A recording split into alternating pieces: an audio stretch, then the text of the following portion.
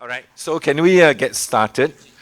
Because this is a very interesting and intriguing session because it's about how to build capacity and more importantly, how to get the correct attitude, yeah, the mindset. And it has all to do with education, broadly defined. And so we are talking about education for the future, as well as the future of education. And I have six very qualified panelists to talk about this. So rather than me going on monologue, and I'm no longer a politician, so I will not be holding the mic and not wanting to leave the mic. I hope that's a politically correct statement, right?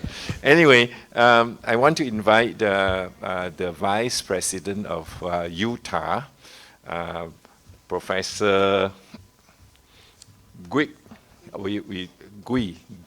G-O-I, okay, to give his presentation in 5 minutes. Thank you, Okay, thank you. Thank you, you, Tansuri. I will keep my time as promised. Right. Yeah, so I'm from Utah, I'm from university. So the reason we put a slide so that we want to get you all know where I'm from, so that I can share more experience we have. Next slide. Yeah, so this straight away go to the point. So normally we prepare the slide so that we will coach us what is the point so that I will miss out the important point. Yeah, next slide. Yeah, next. So this is our campus. Cannot do marketing. Next. Yeah. Next slide. Yeah. Next slide. Yeah.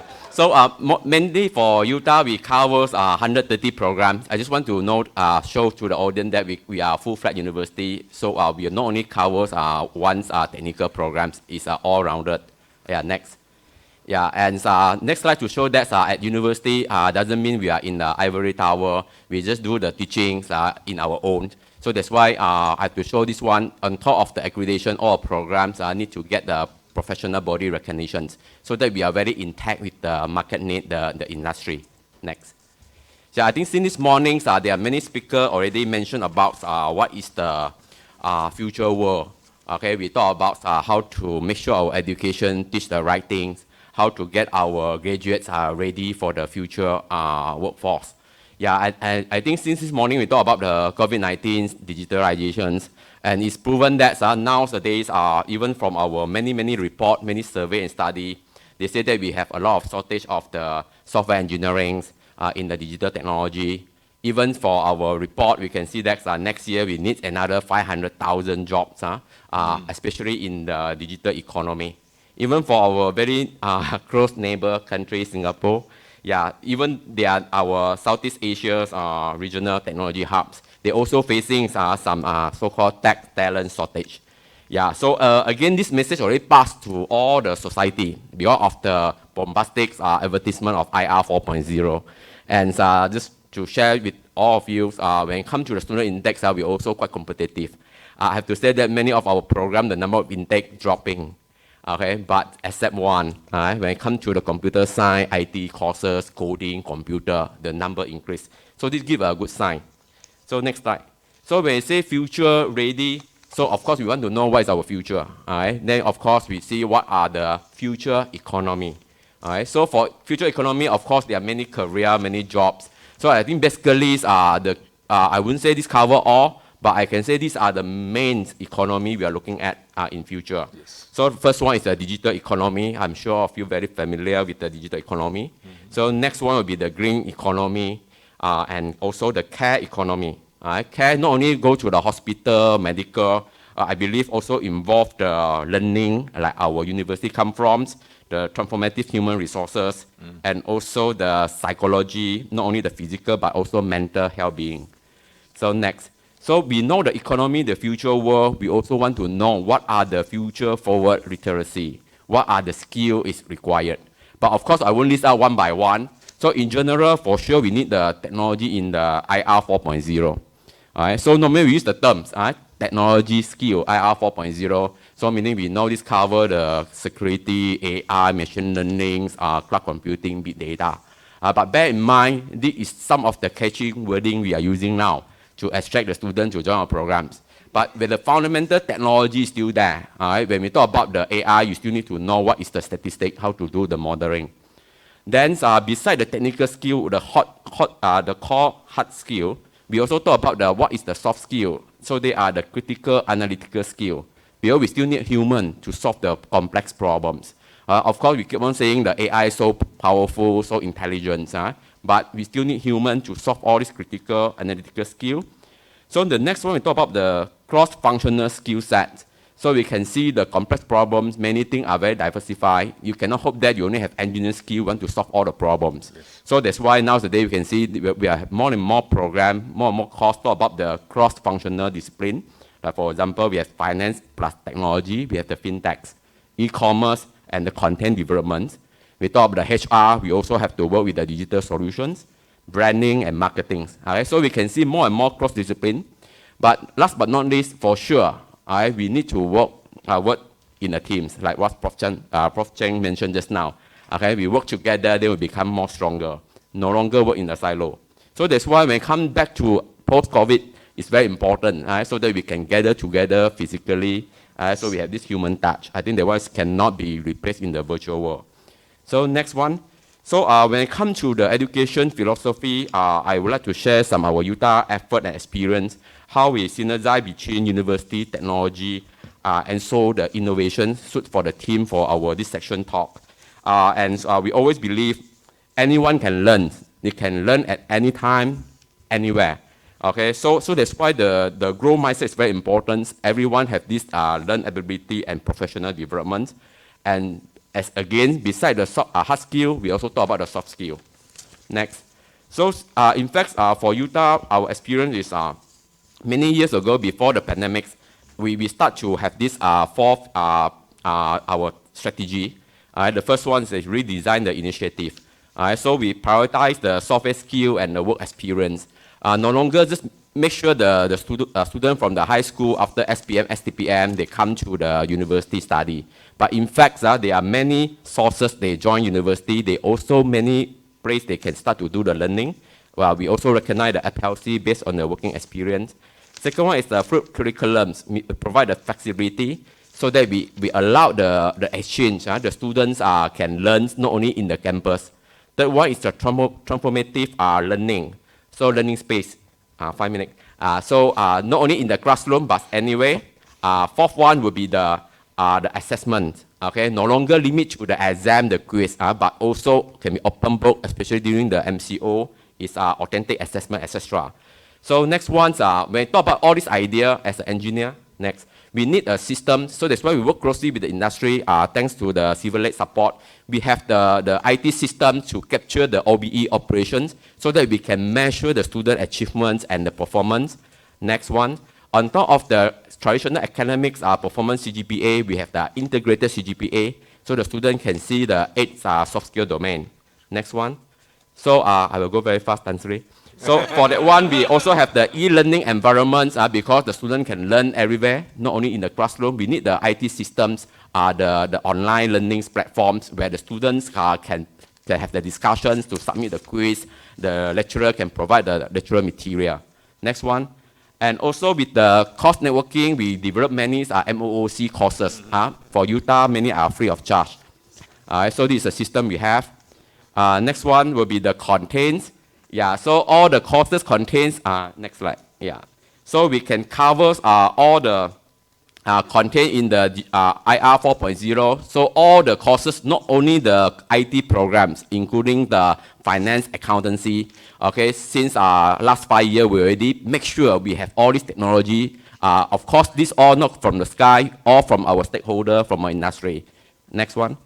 Yeah, so this is the soft skill system we have at Utah. We like to share meanings. On top of the academic degree, at Utah, the student also can get the additional, the value-added program degree. When we go through this 10 core soft skill, they can accumulate the point, and upon the graduate, they get another certificate. So next one, this is the stakeholder. We work with the last one. Yeah, we work in the industry with the collaborations. Currently, we have more than 560 MOU partners. So all these industry and also our university work together. We have all this joint R&D, the curriculums, the 2U2I program, web-based learning. So that's why we are, with this approach, we are confident we are in the right track. And this has been evidence our graduates are with a good attribute and reflect in the employability rates more than 95% can get a good job within the first 6 months. And we get a lot of good feedback from the industry. Thank you, Tan Sri. Thank you. Thank you. Very informative, very impressive, but overtimed by 3 minutes. So anyway, I wish the organizer next time must allow the moderator to have the control of the speaker of the parliament. You can off the mic. Anyway, you did a good job. Thank you. It's a really comprehensive presentation, and it shows how well Utah is doing. So, but I want to challenge you by inviting Singapore, the Singapore Management University, Annie Ko, and also balance the gender a little bit, right? Okay, so Annie, Thank please. you very much. Thank you, Tan Sri Dr. Ko. It's coincidental that we have the same surname, right? Not related. I don't have to call her auntie. Yes, my wonderful nephew. Okay, so first of all, thank you very much for inviting me. And I'm not going to speak about Singapore Management University. Sure. I'm going to talk about 4 Ps. And I think the reason why all of us are in this room, because all of you are passionate about education. So I'm going to ask you a very simple question. What is the purpose of education? And I think in the past, a lot of people would say the purpose is to build a workforce. And I'm not denying that it's still not important. It's very important. But to me, skills is a necessary but not sufficient condition. Skills will keep changing. So the purpose of education is to power the individual to want to keep learning and upgrading and retooling and repivot. So the love for learning is the purpose of why we are all here. So the second P, to me, is policies and planning. I think in the past, the education looked at what is the demand for their output. So students are the input, and the customers are all of you sitting here, the industry, and you're going to take all this output from us. The problem is you cannot plan that well anymore. Policies and planning do not sit under the Ministry of Education. Policies and planning requires the whole of government approach. So you need Ministry of Trade and Industry, you need the Ministry of Manpower, you even need the Ministry of Population, because you don't really know whether your people are producing enough future generations. So I think policies and planning comes very much with a supply angle. So just now, Dr. Ko mentioned the future of education and whether education has a future. So I'm going to talk about the demand side of the education level. And I think the demand side comes with the third P, and the third P is partnerships. In my 22 years at Singapore Management University, I cannot fight the system. So universities are strong upholders of quality and assurance, and the ministry will give you a capitation budget only if you follow certain deliverables. But that doesn't mean that you cannot be innovative and entrepreneurial. So you can take a finance major, which is my major, and introduce something called an international trading track, because we need to prepare our talent to be able to understand commercial and commodities trading, because Singapore is a transshipment hub. So I put an international trading track under the finance major, and I work with industry partners to invest in the future talent. They put money on the table, they help me design non-credit courses, and they teach for us in the evening on top of the required credit courses. So there's no way you could be innovative and prepare for the future if you think that the university has the monopoly of all the knowledge and talent.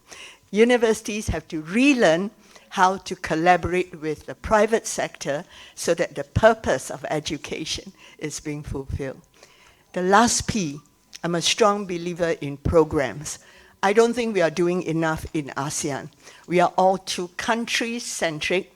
We are all looking at our own talent in our own backyard. Nothing against Utah. Utah did all the right things. preparing talent from Malaysia, including foreign students coming here. I would love to see the day when we could have digital standards that are cross-border, and where we could have talent that move and migrate to different parts and could be competency correct within the country because they meet certain competency requirements, and those standards are cross-border recognized. And then on top of that, you build the domain expertise for that digital talent. I agree with Dr. Gui that the future, it's about digital, it's about green, and it's about care. And those are three fundamentals that cut across 10 countries. So why are we not spending more time speaking about the cross-sharing of learning across the 10 ASEAN economies? Thank you, ladies and gentlemen. Thank you. You keep within the time limit. We'll give you some credit. Now, I would like to then come to Mr. James Tang, who is also from another institution, USCI, UCSI group. So over to you. Okay, hi everybody, my name is James. Today actually I will, because I'm not the academician, actually basically I'm from industrial. So I'm from private sector, MMC, actually I joined about a year ago to do the digital transformations in the university and also our hospital, because a lot of people don't know that USCI actually beside university, we have others, colleges, higher institutions, we have hospital, we have hotel, okay? So basically that the digital transformation that actually for the future education, I would see we are very lucky because that we did our online learning portals a year before the pandemic hits. That means the full online portals that, and basically that during the pandemic hits, that it bring out one, I believe that everyone hear about VUCA, V-U-C-A. So VUCA term words in the thing is the volatility, all those uncertainty, complexity, and then once again, all these complex things that we have actually uncertain, and just that the pandemic just bring them faster to the realities. So basically, the future education will be, I would say that because of this pandemic, it changed the past 350 years, the education system. So the future education, it will be said, is to be self-paced education. Means that you don't need to, you can learn from any place you want, anytime you want. There will be, I would say, 80-20, means 80 is pre-recorded videos, 20% is a online assessment or physical assessment. That, for example, that we even works, you know, UCSI work with DJI drones, you know, flying the drones. A lot of people don't know the drone actually create a new job opportunity. Do you know the site inspector, they go and inspect the buildings, they use the drones. One flight, they can earn easily 3,000 to 4,000 ringgit. One flight, 1 hour flight. Building inspection, solar panel inspection, all the telco inspections, all these things actually create a new thing. And because of this pandemic also, things like, for example, that people that come to us, come to university, work together, partnership with the university, they create a business that I think is very rare. For example, that have you ever think of what the gemologist? What is gemologist? Okay, I would say, take one example. There used to be our ex, okay, first lady, okay, I don't want to mention name. So that, you know, the jewelry, this thing, the thing, a precious stone, how actually it takes time actually for authority to write the charge paper. How can you write a piece of stone, color, red color, blue color, worth how much? What is the last transaction value? This one, all the authority, they don't know how to write a charge paper. So basically that the gemologists, they come to us and government engage them. They create things that they teach the basic lesson to the enforcement. Oh, this is called ruby. This is called emerald. This is called jade. This is diamond. And based on this thing, they at least have a basic knowledge of what it is. So they can start to know. But the testification had to be a central of the things they call it, it had to be testified, like, you know, GIA. The diamond is by GIA. So he had to be testified, this is the true diamond, is how many C is that, color, what is the last transaction price, what is the market value for this one. It has to be right properly.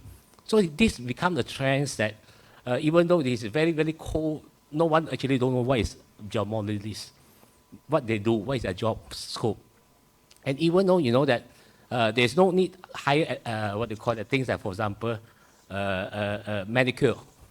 So they come to us, what they call jewelry design. They create online courses, basically that doesn't require a high education prerequisite.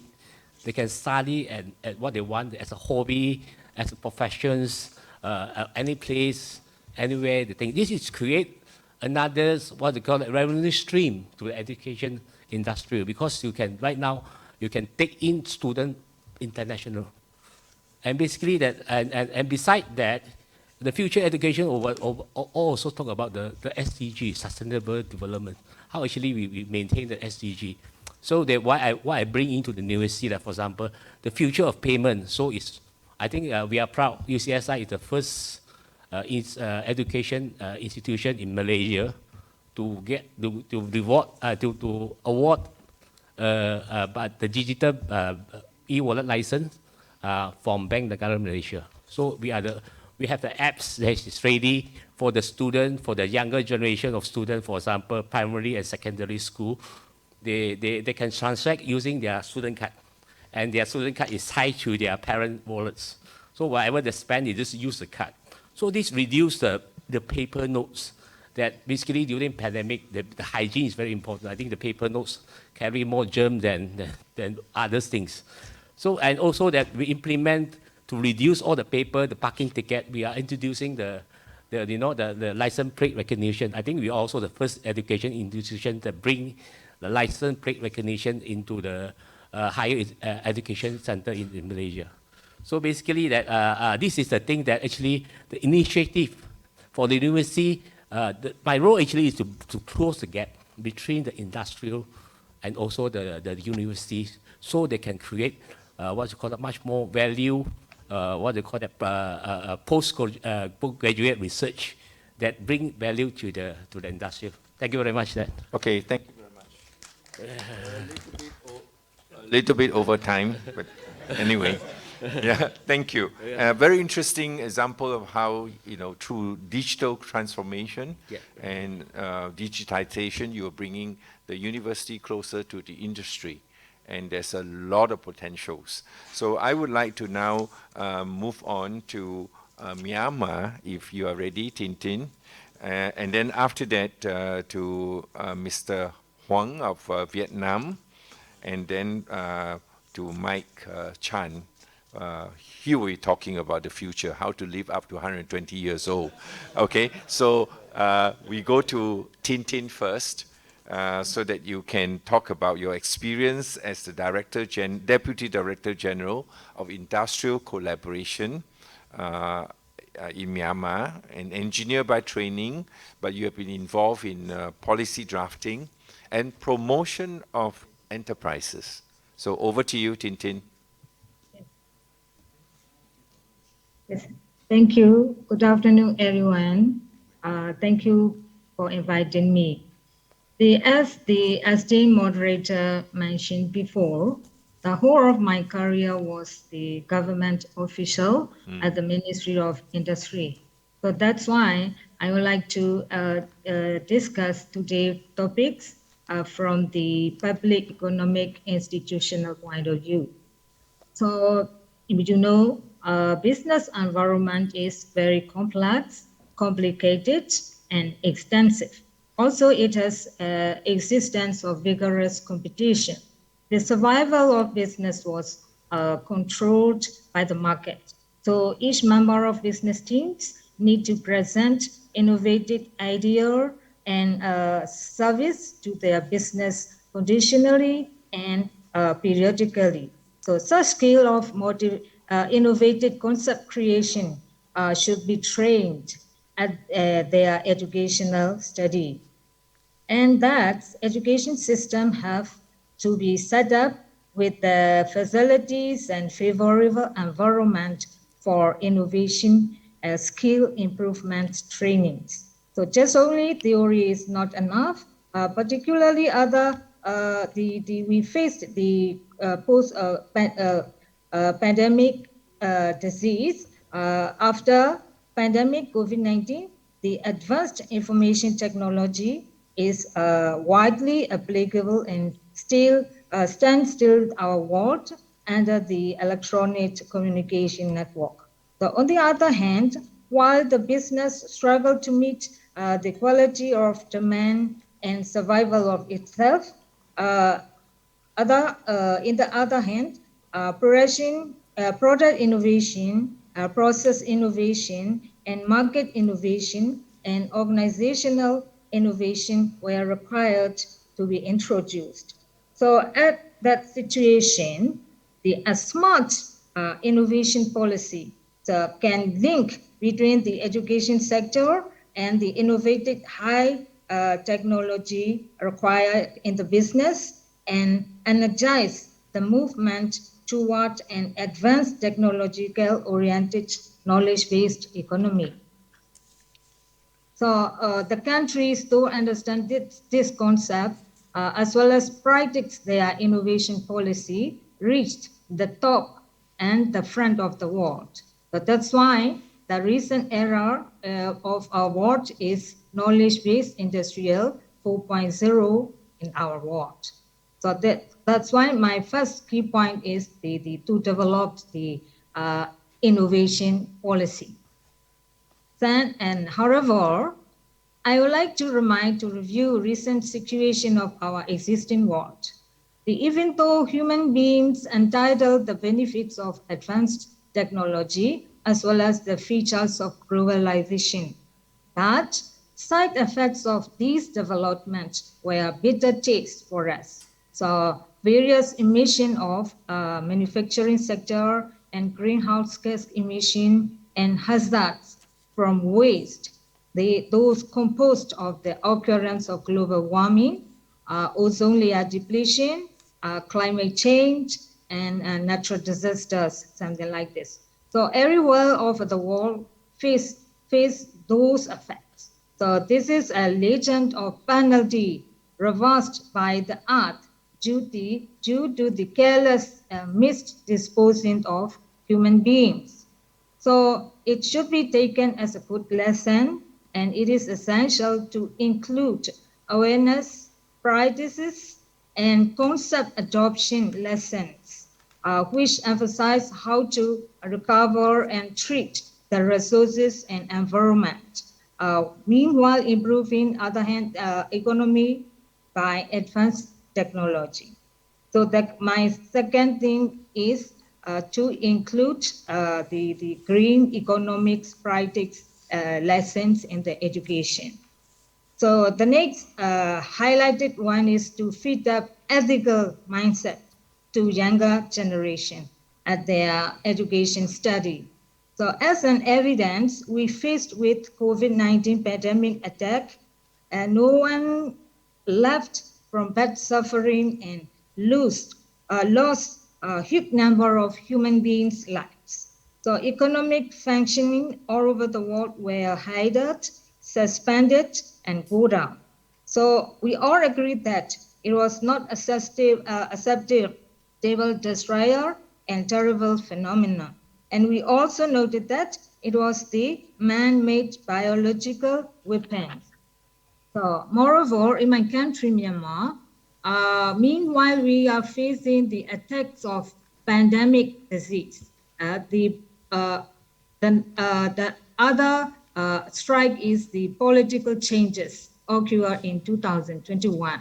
So anti-government actions and riots are proceeded until now.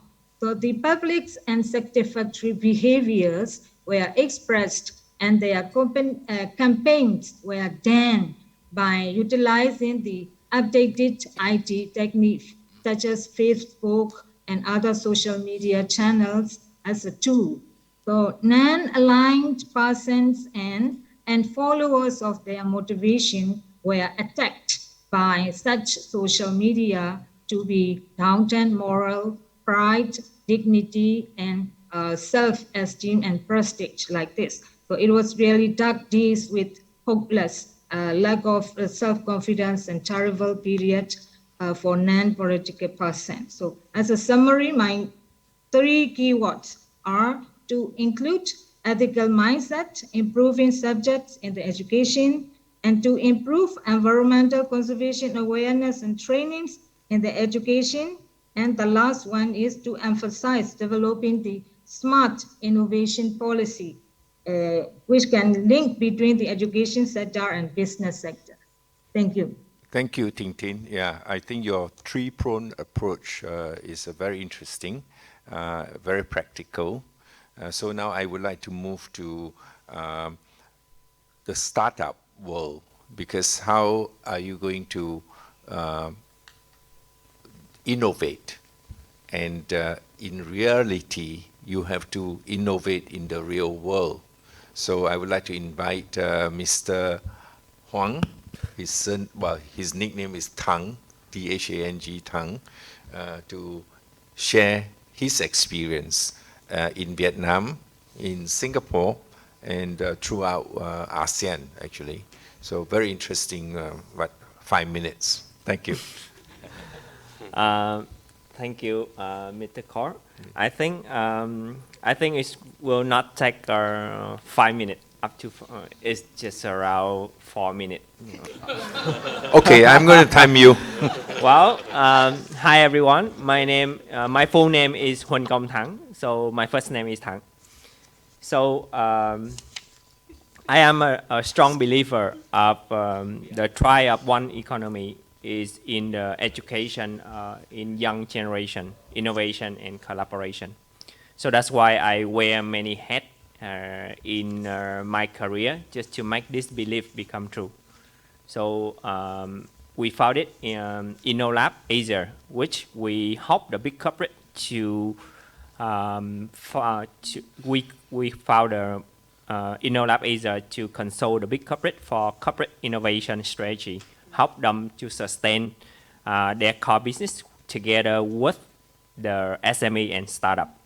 So through the urban innovation framework, we help them to plan their strategy in the next 10 or 20 years and how to partner with the startup, how to leverage the technology from the startup. Then they can learn from it and turn that into their competitive edge.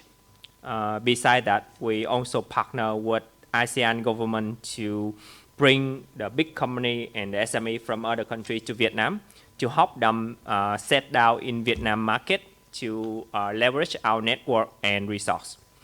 Besides that, I founded the education organization called Lead the Change. We train until now 15,000 young talent. So we offer them scholarship, mentoring, job program to bring them from other countries to from Vietnam to other countries like Singapore, Thailand, Korean, Philippines. One of the reasons why we did it because we believe that as an ASEAN, as a Asia as a whole, we have a lot of things to learn from each other. With the rich historic culture, we can learn, and from there we can develop the different understand how we can communicate. Because when we talk about education, we have to talk why we put education in our career, in our lifetime. Because each of us, when we learn in one subject, basically we can learn it from working. We can learn from doing something. So it's more on like how to become a better human, and education should place that foundation.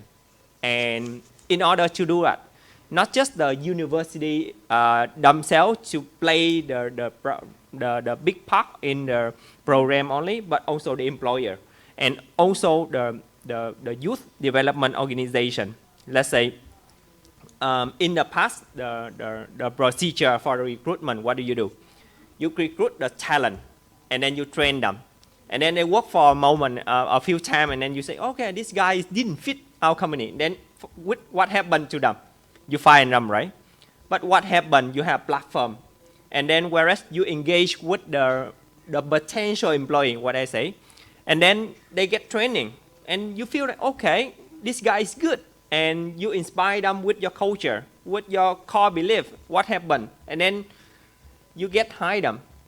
So then that is something that we are doing in Vietnam. During COVID, we persuade a big corporate to partner with us. And then we create a platform. Whereas we create a platform for the young talent to come in, to give the feedback for the big corporate. What this is gonna be the solution for your issue. And the corporate, they listen. And then we train them. And then, well, they engage, they know each other, they like. After that, the big corporate, they have potential employee, they have new idea solution. What happened with the talent? They get training. They know the company, whether they like it or not. So that's how we saw both sides. Right. Yeah. I'm just psychoing you. 4 minutes right. up. And you know what? We offer scholarship to the university. So that's why the university, they really welcome us in a way. And we jump into the university when we say, okay, this is the trend in the market. Right. So this is something that you should put in the program. So that's why if you think of education, you should think it as an ecosystem. Because in the ecosystem, everyone play each role. And university, they play one part, but they have to link with the need of the market. And if they supply the talent of the future, and that talent cannot acquire the issue that the employee have, there's no way that that kind of supply talent can make the market happen, right? Thank you. Thank you very much. Yeah, very interesting. Yeah. I think the takeaway, well, I just help you to have that one sentence to sum up. Education as part of the ecosystem, okay? And also the whole ecosystem is actually educating by itself. You have to keep on learning, all right? So now I move on to Mike, Yes. who was a very interesting career, researcher, educator, and I would say also author, a very prolific author. And we are proud that, you know, he is a Malaysian but based in Germany and a global citizen, all right?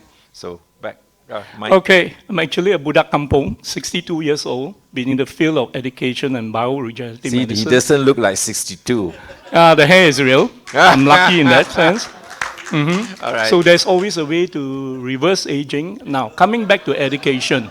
Education is a must. You must learn for the rest of your life until the day you die, because you have to exercise your brain. Otherwise, the brain is shrinking. You're losing 10,000 neurons after 40. So if you are saying that you're going to be smarter as you age, it's impossible. But as you age, you have the wisdom. You have the wisdom. So can you delay aging? Yes. And the peak period of your brain, the learning power is at 26. Where that is a time where your frontal lobe is fully developed. Your brain has 67 cells. 67 different types of brain cells performing different function. So we are treating a lot of Alzheimer's, Parkinson patients. Many of us will go to that site at the end of the day, you know. So education means it's not among just the physicians to the patients. Now, I'm always telling the patients that the patients themselves should be their best doctor themselves, not relying on the doctor. Now, to educate the patients themselves means the patient themselves to learn more. Today, with the digital world, is a totally new world. You know, we must be digitalized. You are using an iPhone 4, iPhone 5, and today is iPhone 15. You know, what about Samsung? It's always going on, and you are going to change your phone all the time. You have to keep up with the new phones. That means to say everyone had to go on with the digital world. Now, coming back to health. Healthcare is one of the most important costs for every government of the world. To cut the millions and billions in healthcare costs means you must educate the public and the doctors. I'm involved in educating doctors across a database of 80,000. I've been to 80 regions of the world and sit on the board in USA, in Japan, in Europe, on the board of most of the top anti-aging society of the world, where we are all involved in doctors. But I was thinking of another angle. It's not just the doctor you have to educate. You have to educate the patients too. Okay, so every end user, every consumers have to know on that. Now, coming back to innovation, innovation is important. Without innovations, there is no improvements. So we have to continue with the innovation. Coming back to the healthcare industry, you need a lot of innovation because you have to cut costs. It's a big cost for every ministry of health, every government. Technology have to continue. So being in the biotech industry, we are in the manufacturing of vaccines in Germany. We manufacture drugs. We manufacture herbal formulations. We think of everything. The important thing is to extend quality life to our years. That is important, and not just adding years to your life. So I sincerely think there's a lot we can offer to the world, and we have to take care of ourselves better so that we are cutting the cost of all the ministry of the world. Thank you. Thank you. Very interesting. Yeah, that he reminds us that you have to continue to exercise your brain. All right? And James just whispered to me, play mahjong. All right? So I'm going to suggest to Tan Sri Lee Kim Yew, the next topic for the next GCET is mahjong. Mahjong is very educative, actually. Just to tell you, my wife's aunt lived until 99, and she could still play mahjong and beat us at mahjong at the age of 96. Okay? So while she was physically getting weak, the moment you whisper mahjong in her ears, her eyes sparkle. Okay? Anyway, half joke, but half truth. Okay? So what it means is exercising your brain. All right? And so now we are almost through, right? Yeah. To everybody. So shall we sort of get a bit of a cross? Or maybe what we should do, let the audience ask some questions, okay? Because in the previous sessions, the audience didn't get a chance. All right? So can we, hands up? You have 2 mics. Don't be shy. You can propose also actually playing bridge is also as good as mahjong. Yeah. So games would be good. Yeah. No? Please don't be shy. Okay. Stephen, come. You see? Yeah. Dr. Mike Chan is my friend, right? So he asked me to inject something in my body, but I haven't tried yet, right? So how long can you live? I mean, like, say, how long can you live given your It's asking, a lot of people is asking, can you live to 120? If someone will ask me that question, I can tell you yes, and probably beyond too. Because 2 months ago, the oldest woman who died was 118. She was a Japanese woman. But many years ago, there was another French woman who died at 118. The oldest man was around 113. So as long as you can repair the dying tissue of all your 78 organs, you have 737 cells, that means you also have the stem cells. If you don't have stem cells in your body, you have died. So you obviously can live to 120. But obviously, we have to repair the dying tissues of your organs. That means you look into the cells. We have to treat at a cellular level. You are as old as your brain or as young as your brain and all the rest of your other organs. So your brain is very important. My favorite topic is always on the brain because I'm treating a lot of Down syndrome children. We treat children without profits. We have never declared any dividend in our life. All our lifetime, together with my wife for 42 years, was spent on education, free educations to all the physicians of the world. So yes, you can live to 120, but what's the point of living to 120 if you're lying in the bed all the time and your brain is not functioning very well? Then it's not quality life. So to have quality life means you must have education to educate every one of us. Right. 1 out of 4 after 40 will be a diabetic. 1 out of 4 will have liver. 1 out of 4 will have a heart problem. So it's always 1 out of 4 or 2 out of 5. 1 out of 4 will be a cancer patient in Malaysia, or 2 out of 5. So can you avoid all the 1 out of 4? So you have to educate and be more disciplined in life. Life is a disciplined way of extending quality life. We all have to. We do not want to have many dates with the hospitals. The more days you spend in the hospital, mortality will set in. Again, you have to understand the thymus gland, which is bigger born bigger than your heart, is producing your T cells, your immune cells. Why is the MOH of every country after they're concentrating on people after 60? Because after 60, you don't have any production of immune cells. So you are prompt to infection, any kinds of infection. And the cancer cell will be stronger. There are cancer cells in you when you're even a baby. So education is so, so, so important. Thank you. So he started by giving us a lot of hope. Harapan, harapan. There is a lot of hope. Yeah. No political implication, okay? But then after that, he gave us reality, all right? So he started talking about after 40, after 60, what will happen to you. But finally, he gave us education, right? So anyway, I see another hand. Prof. Chen? Yes. Yeah, maybe I would just, questions that have been in my mind for a long time, that we have been talking about this education. Why education? How to do education, the future of education. That's what I'm thinking. Do you think that it will be a future that we don't have to go to school in order to be educated? Because yeah. That's interesting. Okay, can I ask the Utah to answer? Because, because it means that if you don't have to go to school, you don't have to go to university either, you know? So will that threaten the existence of Utah and WOU and other institutions? My own institution is WOU, Wawasan Open University, right? Okay, so can you answer? I think I need to declare Prof. Cheng also from Utah.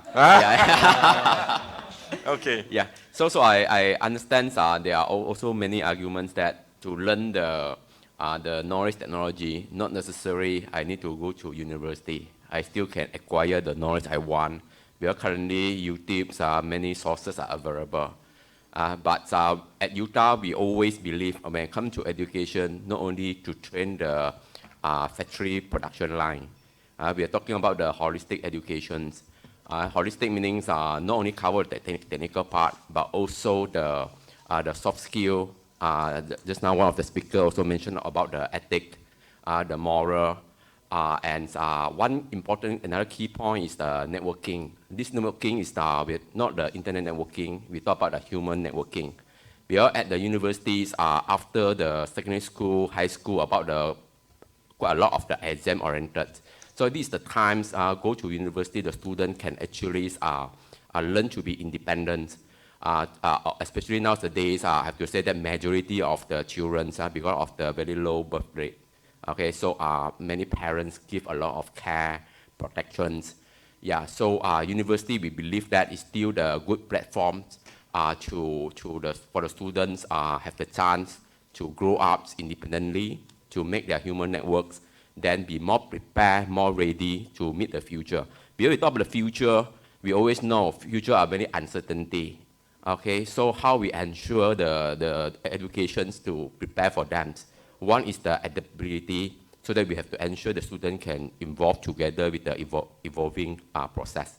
Yeah, I hope I answer this question. I think that's very interesting. You're practically saying that university actually is a way to get your children away from the family, to be independent. Yeah, that's what he's saying virtually, if I want to translate it directly. Yes, in a way, and that's what young children, young people want to do. They want to get away from the family.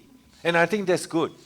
That in itself is good. So don't allow your children to always study from home, because they will never grow up. All right? Is that right? I don't know.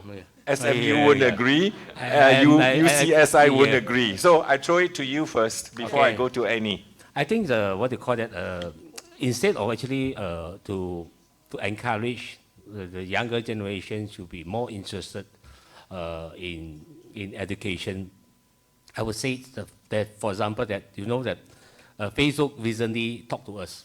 He showcased to us what is the next education in Facebook. They try to do a metaverse.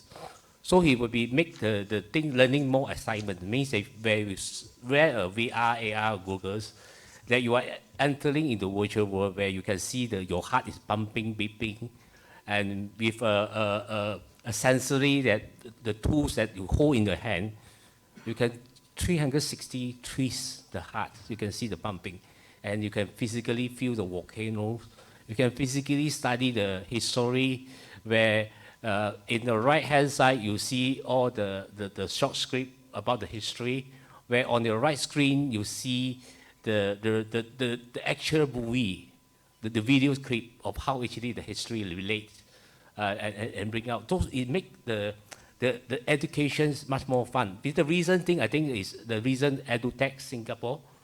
They are provoking the esports. They will be using the e-sport, actually, that what they call that, inside the sport element, they put in the teaching and education element inside, where you can learn. Like for example, that sometimes they put in, you know, the art of the war, the Sun Tzu Bing Fa. They put inside the thing. From that, actually, they teach you how to apply that, the rule of the arts into the business world, for example. So this actually is education is about how actually you encourage and you make the education more fun for the younger generation to what they call it, to get excited and to keep on learning. This is what I see. Sure. I think you are saying that actually, you know, with all this new technology, innovations, VR, etc., you can actually make learning much more interesting, okay? Now, but I'm not going to suggest that you can replace World Cup. Because you have to really fight it out on the football field, you know, and there's no replacement for that. But you can enhance the training for football, for whatever game, by the help of technology. But at the end of it, I don't think you can replace the real playing of the game. Otherwise, I don't think it would be very meaningful. You might as well just watch virtual games online. There's no excitement about World Cup anymore, right? Annie, what would you say? Right. Okay, so I think education is at a crossroad. Right. There are many tools that you could do for, you know, on-site learning, self-learning, credentialing, all that. But I think we tend to go overboard. So digitalization is great. Digitalization is going to be part of us. The kids are going to grow up with a lot of digital tools around them. I'm on the board of Eaton House Community Fund. And they are 3 to 6 years old in many of our society that do not have the privilege of going to preschool. So they use the revenue stream from their e-bridge and then set up the ECF, which is Institute of Public Character. And we have volunteers, and we do fundraising, and we go out there and help the community, 3 to 6 years old, where there are parents who are separated or in jail, and we try to move them up the value chain, give them the heads up. So I think, what do we do? We only do one thing. We buy books, and the kids come down from the houses, and they don't have to go very far, but they must come down with a sibling or one of the parents, and we have volunteers who read to them and teach the family how to read together. And they take a book home, and next week they can come back and bring another book. Why am I talking like this? I think Dr. Cheng was asking, will there come a day when you don't really need to go to an institute of higher learning to get that credentialing that you have the requisite skills? I think many of us today are actually learning and relearning, and we love learning. So how do we inject our people, all levels of society, with the capability to keep on learning? And I think the onus is not just on university or higher education. The onus is also on society, private sector, NGOs to come in to make the world better, make all of us, you know, have quality jobs. I like what Thang is doing for the young talent in Vietnam, but I think we are not doing enough for displaced adults in their 40-year-old. And they too want to learn. They too would love internships. Why can't we have programs that give them internships, attach them to companies, and help them learn, relearn, and have a project where they could work with the young people? Why are we demarcating ourselves into learning institutions and working institutions? Why can't we all come together and make workplace a learning institution? Why are we not helping workplace to learn and our people to learn? Just thoughts about the crossroads. Thank you. Yes, I think that's very interesting. You are actually blurring the line amongst institutions, and that actually would be facilitated by digitization, by distance learning and interaction. But in the final analysis, I feel that it is still very important to have face-to-face physical interaction. You cannot substitute for that completely. You can do that as part of the process to increase the efficiency, etc. But you still, like for example, this conference, if it's all held online, if we are fully online, there would be not complete, because there's a lot of side interactions that actually contribute to the learning, okay? So maybe I should go now to Myanmar.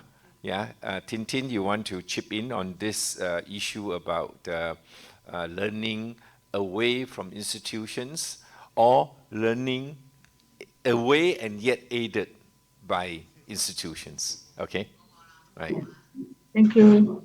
So my understanding on the education is not only the studying of subjects, but also the training of the youth to involve social connection and to involve the society, and training of team working to do the works, and psychological improving. It consists the education, and also the another education system is vocational training system. This is trained to the practical jobs for the trainers to go through directly to their jobs.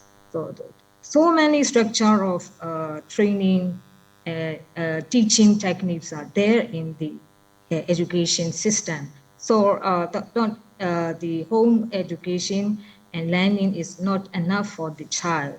So this is my opinion on the education. Thank you. Thank you. Yeah, but on vocational training, though, we need to actually make sure that it's well linked up with the industry. Otherwise you will train people who are not needed, or the skills match would be completely out, because things are changing out there, and especially if it's government institution for vocational training, needs to be opened up. Otherwise, you follow a lot of government procedures. By the time you go through the curriculum, it may take 3 years, and that subject will be, or that content will be out of date, all right? So you need to actually also open up the institutions, interact with the industry, with the community, so that we remain very relevant, okay? So now, I want to now move to you, finally, on how to get people to be innovative. So summing up in a way, you are the last round. But then we can still go for another one sentence, a la Stephen Lai. Yeah. Okay. So you go first. Then after that, I just going to go in the order. Can I just input the session, the question, the Yes. answer a bit? Yeah. And come back to your question. Sure. Because because I still believe in the university period of time is a great time for us to network, to build relationship, and actually experience how to learn. If I ask any of you that you remember what you learned in the university, for sure that no one remember. But you know how to discipline, how to work in a team, how to trust someone, how to communicate. And that kind of experience you cannot just find out on the internet. Right. And digitalization is a part of the technology is just to facilitate what we learn in a faster way. That's it. And education is still there. But the point here is that we need to differentiate between the human skill with the hard skill that just focus on a job. Well, it's easy for us to train the accountant to do accounting stuff. But if we train someone to be the leader or how to communicate well, how to be the good team player, it's a different story. Yes. It's a different level. And that kind of thing is actually is a lifetime learning. And how can we create this kind of stuff? And I think it's more on how we can train the people how to learn and how to be disciplined to be the lifetime learner. And that part, you know, like it's not easy that way. We come back to the case that we hope the big corporate, how they innovate. You know, like we came to the big corporate with the 40 years of a startup business, and they have like a 6,000 staff, and they don't have anything that they worry about. Everything going day in and day out, and we jump into the company. We observe that if anything new happen when they are in the meeting, just one guy show up and own up, reject, and they peacefully agree that, well, we should not do it. So do you think that they innovate? No. And when we jump in, we ask why this thing happened. They say, well, everything is fine. We're doing good business. Our revenue increased 30% each month. So what happened? So then we create the environment, whereas we let them to test a bit in different way, to learn from the new intern different way. And they say, wow, we didn't experience that before. Can you show us more?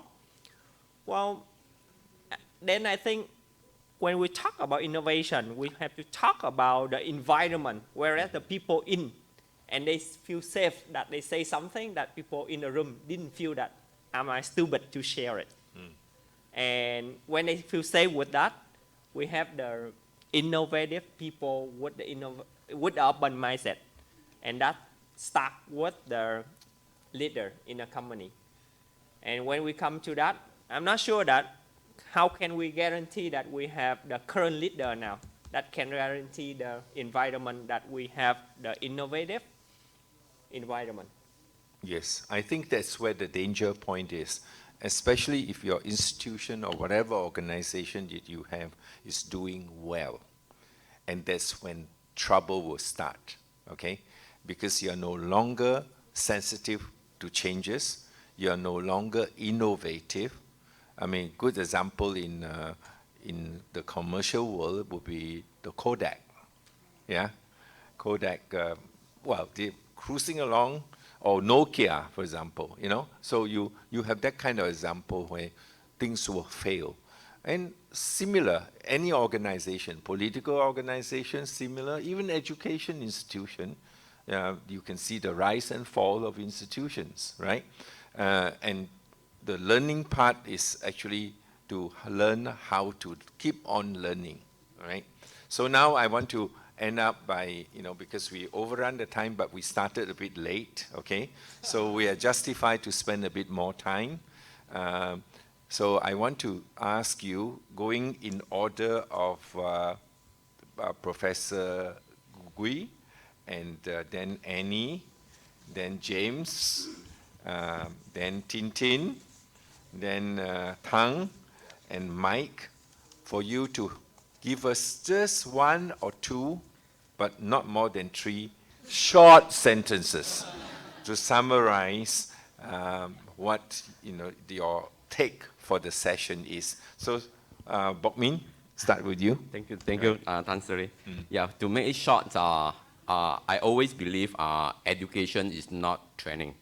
Yeah, so I want to make it very clear. Training, you can train the new technology or skill you want from YouTube with the AI or with the, just now the virtual reality. But education is different. It's a holistic education. So we definitely can, because I'm an engineer by training and by practicing. So I know how AIs are smart they are. But I always very confident, education cannot be replaced by the robot. We still need the human touch. Human is the complex systems. When we interact with the lecturer, we can feel the lecturer, whether they care about us.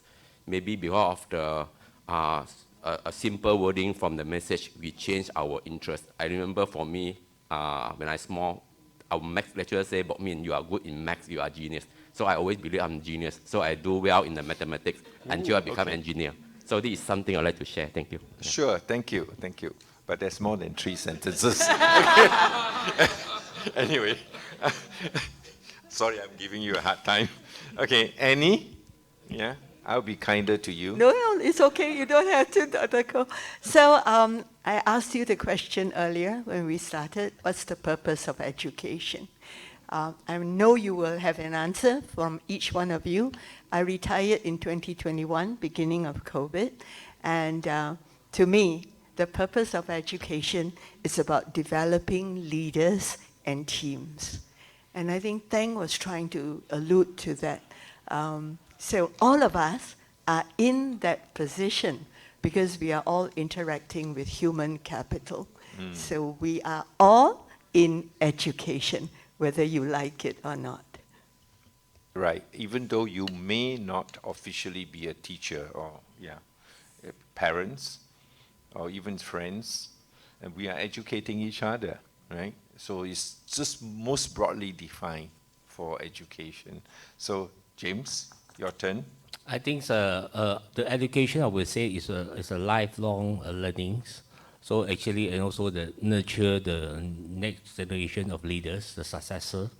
And also that the second thing I think important now, I think is because right now, you know, internet is information is flowing everywhere. You know that the governance on internet, learning for education, like for example, that's to share. This is happening in real time is my kids. You know, my son, I think is only 14 years old. He come to me, he say, Papa, what is share market? I say, why you want to know? He say, Mom, because share market, I don't need to study anymore because I can be an investor. I buy Coca-Cola, share, and then I can earn a lot.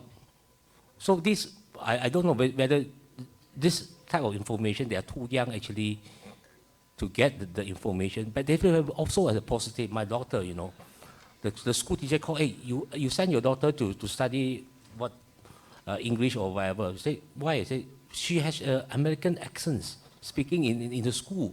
I say, no, the only thing he watch is the YouTuber. The following the things on the YouTube. And then he comes start coming back. I don't want to study also because I want to be a YouTuber. They earn millions, you know. What? How you know? YouTube say one. So this thing, No the thing is whether we want to have a governance, you know, that the information, is that correct or not? This is the thing that, Sure, yes. yeah, that's interesting, yeah. James, more than 3 minutes, 3 sentences, more than, all right, thank you. So now I go to Myanmar. Tintin, you want to share in 3 sentences or so? Yes, my final conclusion what would like to present is to establish the sustainable and all-inclusive cooperation without exceptional provision in the cooperation scheme should be established all over the world.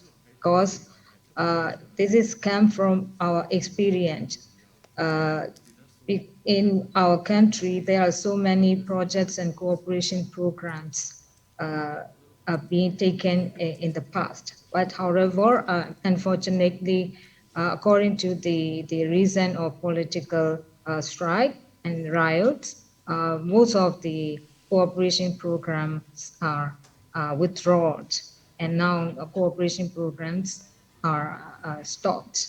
So we are very terrible time right now. That's why my final word is non-exceptional provision should be included in the international cooperation, especially for education. Yes, yeah, Thank you. I think collaboration is extremely important, yeah.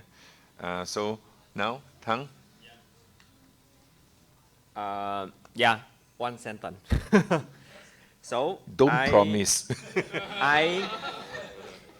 I think that education is not about training or program or the classes, but it's about to know how to be, how to learn, unlearn, and relearn to be the better human through our life. That's it. Okay, a better human, right? Thank you. Now, Mike, I want to learn from you how to keep long hair. Okay, please. Okay. And grow your hair or your eyebrow, your eyelash of anyone by just 5 minutes, 2 to 3 times a week. You can do it at home. Yes, I can do that easily. Yeah. Okay. Go see him. Go see him afterwards. You see, all the hands from the ladies all come up. Yeah. Of course, I can slim a lot of you down. I never exercised in my life, but I still managed to have a lot of muscles. Okay, so there's a lot of things. Of course, all this is education.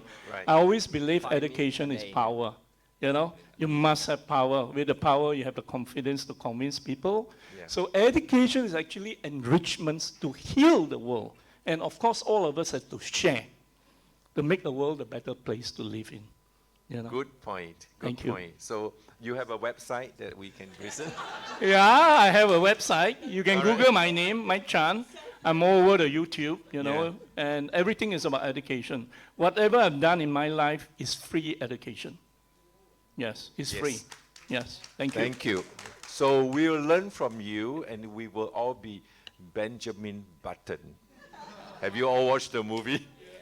Okay. Then now, Mike, with you, I want to just say thank you to all of you for participating. Very interesting.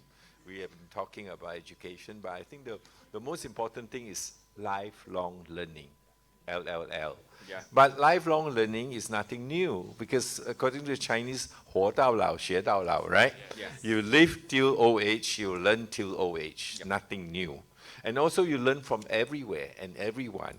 And there's a Malay saying, belajarlah hingga ke negeri China.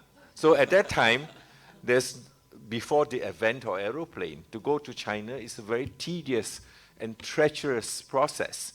But it shows the commitment to learn, that you're willing to even overcome all the treachery and the danger in order to learn, all right? So I think that's very important. But finally, we must always remember that at the end of it all, we are human. We are uniquely human, okay? And that whatever it is that we learn, we must never forget that we are human, that we have to live together, and we have to also save this world, not just save Malaysia, okay? All right, thank you very much. Thank you.